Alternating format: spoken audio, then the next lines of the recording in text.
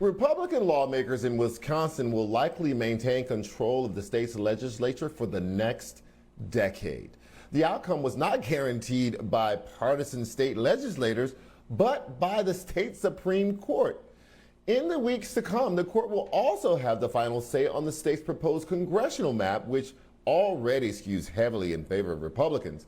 The Supreme Court of Virginia also played a decisive role in that state's redistricting battle. A court-appointed special body unveiled a congressional map last week that gives Democrats an edge, but effectively draws one Democratic lawmaker out of her district. In North Carolina as well, the Supreme Court made the pivotal decision to postpone the upcoming midterm elections for 2 months amid legal challenges to the state's political maps.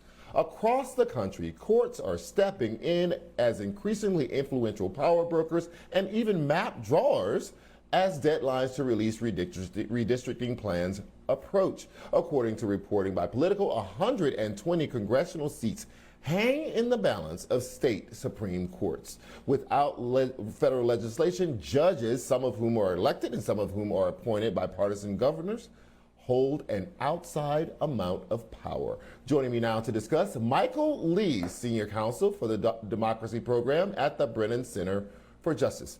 So, Michael, should we be relieved that the state Supreme Courts are stepping in to do this, or should we be very worried that state Supreme Courts are stepping in to draw these maps?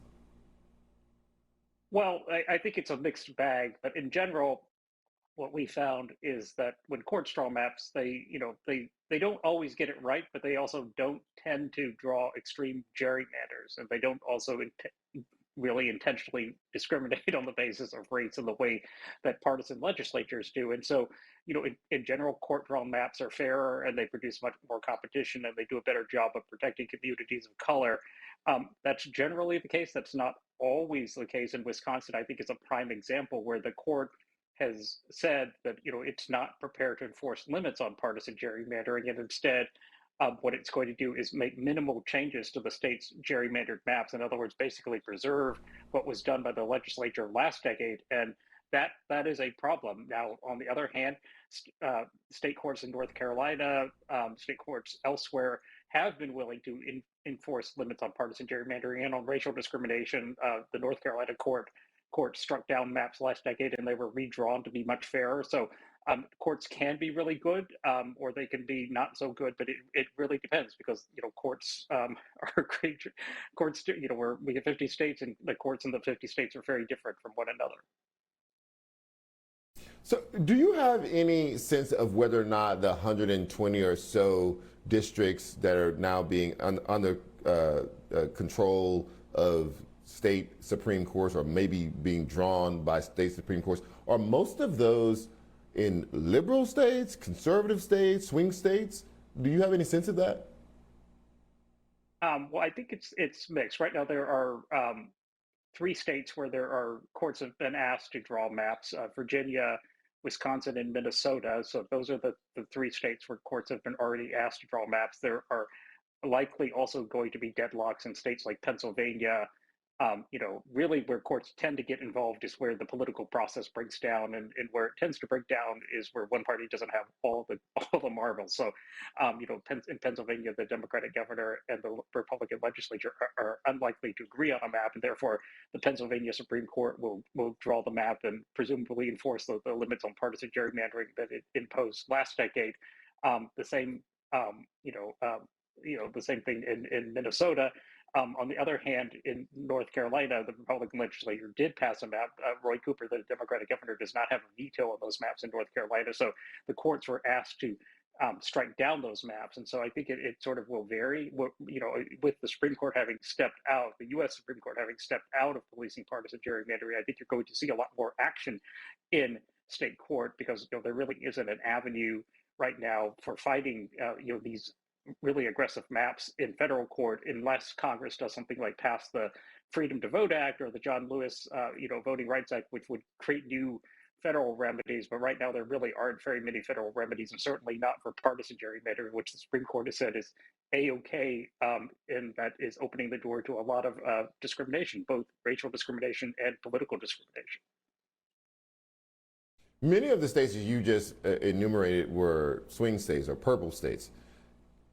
Many of the southern states are where you have the largest percentage of black voters, and Texas a very large percentage of Hispanic voters, and number of Hispanic voters are rising across the South.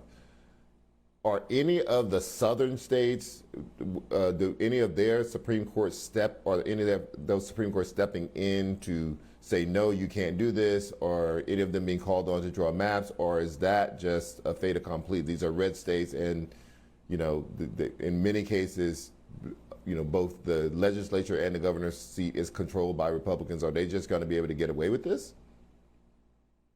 We will see. In North Carolina, is a state where the courts have been asked to step in. It's possible that they will be asked to be step in elsewhere. In Louisiana, there's a Democratic governor again and a Republican-controlled legislature. The Republicans don't quite have a veto override majority, so it's likely that the drawing of the maps there end up in court, and there's likely going to be a claim for Louisiana to create a second black opportunity district. There's only one in a state that it's very black. Elsewhere in the South, the courts don't quite look as favorable because, the process for appointing judges, they're oftentimes elected on a partisan basis or appointed by partisan actors. And so it's not clear, for example, in Texas, that the state courts are going to be a salve. The federal courts may be better. Likewise, in Louisiana, it's likely the cases end up not in the Louisiana state courts, but in federal court. So, it is a hard road, because the South has, many problems, including problems in its courts. So it's not clear that the courts in the South are going to play the role that they play elsewhere. Although, North Carolina again is probably a big exception. Right. On this show, we have been reporting on what looks like a pattern of state legislatures drawing out black members of Congress out of their seats or putting them in a competition with other black members. We talked to Emmanuel Cleaver, and he says that members of the CBC feel like they're being intentionally targeted. Do you see any indication on your end from where you sit that these black members their seats are being intentionally targeted to be drawn away? Yeah, absolutely. I mean, there's no question that there's targeting of black members and other minority members of Congress. G.K. Butterfield, one of two black members of the North Carolina congressional delegation, basically was drawn out of his seat, and he has since decided to retire, citing redistricting as really a principal reason why he decided to retire. There are rumors that in Missouri, the seat in Kansas City may be eliminated. Lucy McBath's seat in the suburbs of Atlanta also was redrawn in a way that it's a much more Republican seat. And so you're seeing targeting not only of black members, but a lot of districts in the South that are these very diverse, multiracial suburban districts where communities of color either have elected candidates or really are on the verge of electing candidates. And just as they're about to take power, you see people attacking that and dismantling those districts and creating districts that are, combine suburban voters with rural voters in ways that shore up and will help elect white elected officials and really kick the can down the road on, the emerging multiracial America that was clearly heralded by the 2020 census. And this is like a really alarming thing it just really highlights why Congress does need to pass new voting rights legislation to renew the voting and restore the Voting Rights Act and pass the Freedom to Vote Act that would ban partisan gerrymandering, because what you're seeing in the South is a lot of these really discriminatory maps being defended on the basis of politics.